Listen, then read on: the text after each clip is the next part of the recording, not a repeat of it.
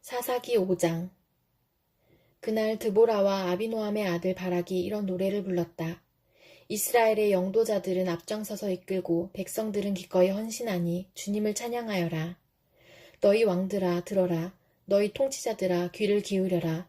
나 곧 내가 주님을 노래하련다. 주 이스라엘의 하나님을 찬양하련다. 주님께서 세일에서 나오실 때에, 주님께서 에돔 땅에서 출동하실 때에 땅은 흔들리고 하늘은 물을 쏟아내고 구름은 비를 쏟았습니다. 산들이 주님 앞에서 진동하였고 저 시내산마저 주 이스라엘의 하나님 앞에서 진동하였습니다. 아낫의 아들 삼갈 때에도 야엘 때에도 큰 길에는 발길이 끊어지고 길손들은 뒷길로 다녔다. 나 드보라가 일어나기까지, 이스라엘의 어머니인 내가 일어나기까지 이스라엘에서는 용사가 끊어졌다. 그들이 새 신들을 택하였을 때에 성문의 전쟁이 들이닥쳤는데 4만 명 이스라엘 군인 가운데 방패와 창을 가진 사람이 보였던가. 나의 마음이 이스라엘의 지휘관들에게 쏠렸다. 그들은 백성 가운데서 자원하여 나선 용사들이다. 너희는 주님을 찬양하여라. 흰나귀를 타고 다니는 사람들아, 양탄자를 깔고 사는 사람들아, 길을 걸어가는 행인들아, 사람들에게 전하여라. 물깃는 이들 사이에서 들리는 소리, 활 쏘는 사람들의 요란한 저 소리, 거기서도 주님의 의로운 업적을 들어 말하여라. 이스라엘 용사들의 의로운 업적을 들어 말하여라. 그때 주님의 백성이 성읍으로 들어가려고 성문께로 내려갔다. 일어나라, 일어나라 드보라야. 일어나라, 일어나서 노래를 불러라. 일어나라 바라가, 포로들을 끌고 가거라 아비노함의 아들아. 그때 살아남은 이들이 백성의 지도자들과 더불어 내려왔고 주님께서 나를 도우시려고 용사들 가운데 내려오셨다. 에브라임에게서는 아말렉의 뿌리를 내린 사람들이 내려오고 베냐민의 뒤를 이어서는 너의 백성이 내려오고 마길에서는 지휘관들이 내려오고 스불론에서는 지휘봉 잡은 이들이 내려왔다. 이사갈의 지도자들이 드보라와 합세하고 이사갈과 바락도 이에 합세하여 그의 뒤를 따라 골짜기로 달려갔다. 그러나 르우벤 지파 가운데서는 마음에 큰 반성이 있었다. 어찌하여 내가 양의 우리에 앉아 양떼를 부르는 피리 소리나 듣고 있는가. 르우벤 지파에서는 마음에 큰 반성을 하였다. 어찌하여 길르앗은 요단강 건너에 자리 잡고 있고 어찌하여 단은 배 안에 머물러 있는가. 어찌하여 아셀은 바닷가에 앉아 있는가. 또 그 부둣가에서 편히 쉬고 있는가. 스불론은 죽음을 무릅쓰고 생명을 아끼지 않고 싸운 백성이요. 납달리도 들판 언덕 위에서 그렇게 싸운 백성이다. 여러 왕들이 와서 싸움을 도두었다. 가나안 왕들이 무깃도의 물가 다안악에서 싸움을 도두었으나 그들은 탈취물이나 은을 가져가지 못하였다. 별들이 하늘에서 시스라와 싸웠고 그 다니는 길에서 그와 싸웠다. 기손 강물이 그들을 휩쓸어 갔고 옛강 기손의 물결이 그들을 휩쓸어 갔다. 나의 영혼아, 너는 힘차게 진군하여라. 그때 말발굽 소리가 요란하였다. 군마가 달리는 소리, 그 달리는 말발굽 소리가 요란하였다. 메로스를 저주하여라. 주님의 천사가 말하였다. 그 안에 사는 주민들을 저주하고 저주하여라. 그들은 주님을 도우러 나오지 않았다. 주님을 돕지 않았다. 적의 용사들과 싸우러 나오지 않았다. 겐 사람 헤벨의 아내 야엘은 어느 여인보다 더 복을 받을 것이다. 장막에 사는 어떤 여인보다도 더 복을 받을 것이다. 시스라가 물을 달라고 할 때 야엘은 우유, 곧 엉긴 우유를 귀한 그릇에 담아주었다. 왼손에는 장막 말뚝을 쥐고 오른손에는 대장장이의 망치를 쥐고 시스라를 쳐서 머리를 깨부수고 관자놀이를 꿰뚫어버렸다. 시스라는 그의 발 앞에 고꾸라져서 쓰러진 채 누웠다. 그의 발 앞에 고꾸라지며 쓰러졌다. 고꾸라진 바로 그 자리에서 쓰러져서 죽고 말았다. 시스라의 어머니가 창문으로 내다보며 창살 틈으로 내다보며 울부짖었다. 그의 병거가 왜 이렇게 더디 오는가? 그의 병거가 왜 이처럼 늦게 오는가? 그의 시녀들 가운데서 가장 지혜로운 시녀들이 대답하였겠고 시스라의 어머니도 그 말을 따라 이렇게 혼잣말로 말하였을 것이다. 그들이 어찌 약탈물을 얻지 못하였으랴. 그것을 나누지 못하였으랴. 용사마다 한두 처녀를 차지하였을 것이다. 시스라가 약탈한 것은 채색한 옷감, 곧 수놓아 채색한 옷감이거나 약탈한 사람의 목에 걸칠 수놓은 두 벌의 옷감일 것이다. 주님의 원수들은 이처럼 모두 망하고 주님을 사랑하는 사람들은 힘차게 떠오르는 해처럼 되게 하여 주십시오. 그 뒤로 그 땅에는 40년 동안 전쟁이 없이 평온하였다. 사도행전 9장. 사울은 여전히 주님의 제자들을 위협하면서 살기를 띠고 있었다. 그는 대제사장에게 가서 다마스쿠스에 있는 여러 회당으로 보내는 편지를 써달라고 하였다. 그는 그 도를 믿는 사람은 남자나 여자나 가리지 않고 닥치는 대로 묶어서 예루살렘으로 끌고 오려는 것이었다. 사울이 길을 가다가 다마스쿠스 가까이에 이르렀을 때에 갑자기 하늘에서 환한 빛이 그를 둘러 비추었다. 그는 땅에 엎어졌다. 그리고 그는 사울아, 사울아, 내가 왜 나를 핍박하느냐 하는 음성을 들었다. 그래서 그가 주님, 누구십니까? 하고 물으니 나는 내가 핍박하는 예수다. 일어나서 성 안으로 들어가거라. 내가 해야 할 일을 일러줄 사람이 있을 것이다. 하는 음성이 들려왔다. 그와 동행하는 사람들은 소리는 들었으나 아무도 보이지는 않으므로 말을 못하고 멍하게 서 있었다. 사울은 땅에서 일어나서 눈을 떴으나 아무것도 볼 수가 없었다. 그래서 사람들이 그의 손을 끌고 다마스쿠스로 데리고 갔다.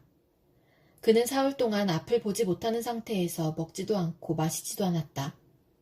그런데 다마스쿠스에는 아나니아라는 제자가 있었다. 주님께서 환상 가운데 아나니아야 하고 부르시니 아나니아가 주님 여기 있습니다 하고 대답하였다. 주님께서 아나니아에게 말씀하셨다. 일어나서 곧은 길이라 부르는 거리로 가서 유다의 집에서 사울이라는 다섯 사람을 찾아라. 그는 지금 기도하고 있다. 그는 환상 속에 아나니아라는 사람이 들어와서 자기에게 손을 얹어 시력을 회복시켜주는 것을 보았다. 아나니아가 대답하였다. 주님, 그가 예루살렘에서 주님의 성도들에게 얼마나 해를 끼쳤는지를 나는 많은 사람들에게서 들었습니다. 그리고 그는 주님의 이름을 부르는 사람들을 잡아갈 권한을 대제사장들에게 받아가지고 여기에 와 있습니다. 주님께서 그에게 말씀하셨다. 가거라. 그는 내 이름을 이방 사람들과 임금들과 이스라엘 자손들 앞에 가지고 갈 내가 택한 내 그릇이다. 그가 내 이름을 위하여 얼마나 많은 고난을 받아야 할지를 내가 그에게 보여주려고 한다. 그래서 아나니아가 떠나서 그 집에 들어가 사울에게 손을 얹고 형제 사울이여 그대가 오는 도중에 그대에게 나타나신 주 예수께서 나를 보내셨소. 그것은 그대가 시력을 회복하고 성령으로 충만하게 되도록 하시려는 것이요 하고 말하였다. 곧 사울의 눈에서 비늘 같은 것이 떨어져 나가고 그는 시력을 회복하였다. 그리고 그는 일어나서 세례를 받고 음식을 먹고 힘을 얻었다. 사울은 며칠 동안 다마스쿠스에 있는 제자들과 함께 지냈다. 그런 다음에 그는 곧 여러 회당에서 예수가 하나님의 아들이심을 선포하였다. 그 말을 듣는 사람들은 다 놀라서 말하였다. 이 사람은 예루살렘에서 예수의 이름을 부르는 이들을 마구 죽이던 바로 그 사람이 아닌가. 그가 여기 온 것도 그들을 잡아서 대제사장들에게로 끌고 가려는 것이 아닌가. 그러나 사울은 더욱더 능력을 얻어서 예수가 그리스도이심을 증명하면서 다마스쿠스에 사는 유대 사람들을 당황하게 하였다. 여러 날이 지나서 유대 사람들이 사울을 죽이기로 모의하였는데 그들의 음모가 사울에게 알려졌다. 그들은 사울을 죽이려고 밤낮으로 모든 성문을 지키고 있었다. 그러나 그의 제자들이 밤에 사울을 광주리에 담아서 성 바깥으로 달아내렸다. 사울이 예루살렘에 이르러서 거기에 있는 제자들과 어울리려고 하였으나 그들은 사울이 제자라는 사실을 믿을 수가 없어서 모두들 그를 두려워하였다. 그러나 바나바는 사울을 맞아들여 사도들에게로 데려가서 사울이 길에서 주님을 본 일과 주님께서 그에게 말씀하신 일과 사울이 다마스쿠스에서 예수의 이름으로 담대히 말한 일을 그들에게 이야기해 주었다. 그래서 사울은 제자들과 함께 지내면서 예루살렘을 자유로 드나들며 주님의 이름으로 담대하게 말하였고 그리스 말을 하는 유대 사람들과 말을 하고 토론을 하기도 하였다. 그러나 유대 사람들은 사울을 죽이려고 꾀하였다. 신도들이 이 일을 알고 사울을 가이사랴로 데리고 내려가서 다소로 보냈다. 그러는 동안에 교회는 유대와 갈릴리와 사마리아 온 지역에 걸쳐서 평화를 누리면서 튼튼히 서갔고 주님을 두려워하는 마음과 성령의 위로로 정진해서 그 수가 점점 늘어갔다. 베드로는 사방을 두루 다니다가 루다에 내려가서 거기에 사는 성도들도 방문하였다. 거기서 그는 8년 동안이나 중풍병으로 자리에 누워있는 애니야라는 사람을 만났다. 베드로가 그에게 애니야여, 예수 그리스도께서 그대를 고쳐주십니다. 일어나서 자리를 정돈하시오 하고 말하니 그는 곧 일어났다. 루따와 샤론에 사는 모든 사람이 그를 보고 주님께로 돌아왔다. 그런데 욥바에 다비다라는 여제자가 있었다. 그 이름은 그리스말로 번역하면 도르가인데 이 여자는 착한 일과 구제 사업을 많이 하는 사람이었다. 그 무렵에 이 여자가 병이 들어서 죽었다. 그래서 사람들이 그의 시신을 찢겨서 다락방에 두었다. 루따는 욥바에서 가까운 곳이다. 제자들이 베드로가 루따에 있다는 말을 듣고 두 사람을 그에게로 보내서 지체하지 말고 와달라고 간청하였다. 그래서 베드로는 일어나서 심부름꾼과 함께 갔다. 베드로가 그곳에 이르니 사람들이 그를 다락방으로 데리고 올라갔다. 과부들이 모두 베드로 곁에 서서 울며 도르가가 그들과 함께 지낼 때에 만들어둔 속옷과 겉옷을 다 내보여 주었다. 베드로는 모든 사람을 바깥으로 내보내고 나서 무릎을 꿇고 기도를 하였다. 그리고 시신 쪽으로 몸을 돌려서 다비다여 일어나시오 하고 말하였다. 그 여자는 눈을 떠서 베드로를 보고 일어나서 앉았다. 베드로가 손을 내밀어서 그 여자를 일으켜 세웠다. 그리고 성도들과 과부들을 불러서 그 여자가 살아있음을 보여주었다. 그 일이 온 욥바에 알려지니 많은 사람이 주님을 믿게 되었다. 그리고 베드로는 여러 날 동안 욥바에서 시몬이라는 무두장이의 집에서 묵었다. 예레미야 18장. 이것은 주님께서 예레미야에게 하신 말씀이다. 너는 어서 토기장이의 집으로 내려가거라. 거기에서 내가 너에게 나의 말을 선포하겠다. 그래서 내가 토기장이의 집으로 내려갔더니 토기장이가 마침 물레를 돌리며 일을 하고 있었다. 그런데 그 토기장이는 진흙으로 그릇을 빚다가 잘 되지 않으면 그 흙으로 다른 그릇을 빚었다. 그때 주님께서 나에게 이렇게 말씀하셨다. 이스라엘 백성아, 내가 이 토기장이와 같이 너희를 다룰 수가 없겠느냐? 나 주의 말이다. 이스라엘 백성아, 진흙이 토기장이의 손안에 있듯이 너희도 내 손안에 있다. 내가 어떤 민족이나 나라의 뿌리를 뽑아내거나 그들을 부수거나 멸망시키겠다고 말을 하였더라도 그 민족이 내가 경고한 죄악에서 돌이키기만 하면 나는 그들에게 내리려고 생각한 재앙을 거둔다. 그러나 내가 어떤 민족이나 나라를 세우고 심겠다고 말을 하였더라도 그 백성이 나의 말을 순종하지 않고 내가 보기에 악한 일을 하기만 하면 나는 그들에게 내리기로 약속한 복을 거둔다. 그러므로 너는 이제 유다 사람과 예루살렘 주민에게 전하여라. 나 주가 말한다. 내가 너희에게 내릴 재앙을 마련하고 있으며 너희를 칠 계획도 세우고 있다. 그러므로 너희는 어서 각기 자신의 사악한 길에서 돌이키고 너희의 행동과 행실을 고쳐라. 내가 이렇게 말하면 그들은 이르기를 그럴 필요 없다. 우리는 우리 생각대로 살아가겠다. 우리는 각자 자신의 악한 마음에서 나오는 고집대로 행동하겠다 할 것이다. 그러므로 나 주가 말한다. 누가 이와 같은 말을 들어보았는지 세상 만민에게 물어보아라. 처녀 이스라엘은 너무 역겨운 일을 저질렀다.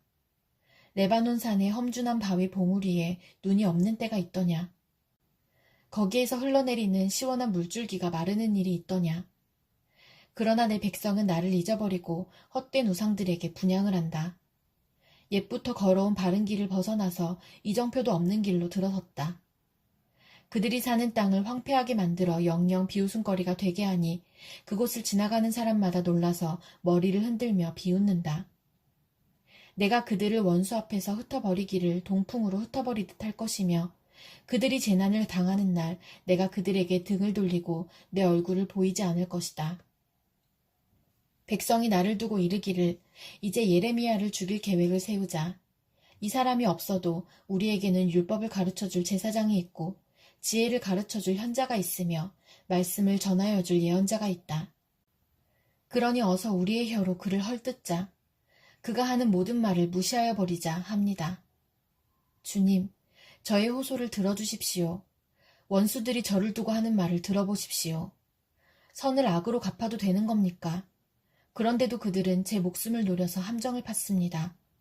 제가 주님 앞에 나서서 그들을 변호한 것, 주님께서 그들을 보시고 진노하셨지만 주님의 진노를 풀어드리려고 그들을 생각하면서 주님의 은혜를 간구한 것을 기억하여 주십시오. 그들이 이렇게 배은망덕하니 그들의 아들, 딸들이 굶어 죽거나 전쟁에서 죽게 하여 주십시오. 그들의 아내들이 아들, 딸들을 잃게 하시고 남편들을 잃어 과부가 되게 하여 주십시오. 장정들은 전쟁터에서 칼에 찔려 죽게 하여 주십시오. 그들이 저를 잡으려고 함정을 팠고 제 발을 걸리게 하려고 올가미들을 숨겨놓았으니 주님께서 그들에게 약탈하는 자들을 졸지에 보내주셔서 그들의 집집마다 울부짖는 소리가 터져나오게 하여 주십시오. 주님, 저를 죽이려는 그들의 모든 흉계를 주님께서는 다 아시니 그들의 죄악을 용서하지 마시고 그들의 허물을 가볍게 다루지도 마십시오. 주님께서 진노하시는 날에 그들이 주님 앞에서 거꾸러져 죽게 하여 주십시오. 마가복음 4장. 예수께서 다시 바닷가에서 가르치기 시작하셨다. 매우 큰 무리가 모여드니 예수께서는 배에 오르셔서 바다 쪽에 앉으셨다. 무리는 모두 바닷가 무태 있었다. 예수께서 비유로 여러 가지를 가르치셨는데 가르치시면서 그들에게 이렇게 말씀하셨다. 잘 들어라. 씨를 뿌리는 사람이 씨를 뿌리러 나갔다. 그가 씨를 뿌리는데 덜어는 길가에 떨어지니 새들이 와서 그것을 쪼아먹었다. 또 덜어는 흙이 많지 않은 돌짝밭에 떨어지니 흙이 깊지 않으므로 싹은 곧 나왔지만 해가 뜨자 타버리고 뿌리가 없어서 말라버렸다. 또 덜어는 가시덤불 속에 떨어지니 가시덤불이 자라 그 기운을 막아버려서 열매를 맺지 못하였다. 그런데 덜어는 좋은 땅에 떨어져서 싹이 나고 자라서 열매를 맺었다. 그리하여 30배, 60배, 100배가 되었다. 예수께서 덧붙여서 말씀하셨다. 들을 귀가 있는 사람은 들어라. 예수께서 혼자 계실 때에 예수의 주위에 둘러있는 사람들이 12 제자와 함께 그 비유들이 무슨 뜻인지를 예수께 물었다. 예수께서 그들에게 말씀하셨다. 너희에게는 하나님 나라의 비밀을 맡겨주셨다. 그러나 저 바깥 사람들에게는 모든 것이 수수께끼로 들린다. 그것은 그들이 보기는 보아도 알지 못하고 듣기는 들어도 깨닫지 못하게 하셔서 그들이 돌아와서 용서를 받지 못하게 하시려는 것이다. 그리고 예수께서 그들에게 말씀하셨다. 너희가 이 비유를 알아듣지 못하면서 어떻게 모든 비유를 이해하겠느냐. 씨를 뿌리는 사람은 말씀을 뿌리는 것이다. 길가에 뿌려지는 것들이란 이런 사람들이다. 그들에게 말씀이 뿌려질 때에 그들이 말씀을 듣기는 하지만 곧바로 사탄이 와서 그들에게 뿌려진 그 말씀을 빼앗아간다. 돌짝밭에 뿌려지는 것들이란 이런 사람들이다. 그들은 말씀을 들으면 곧 기쁘게 받아들이기는 하지만 그들 속에 뿌리가 없어서 오래가지 못하고 그 말씀 때문에 환난이나 박해가 일어나면 곧 걸려 넘어진다. 가시덤불 속에 뿌려지는 것들이란 달리 이런 사람들을 가리키는데 그들은 말씀을 듣기는 하지만 세상의 염려와 재물의 유혹과 그 밖에 다른 일에 욕심이 들어와 말씀을 막아서 열매를 맺지 못한다. 좋은 땅에 뿌려지는 것들이란 이런 사람들이다.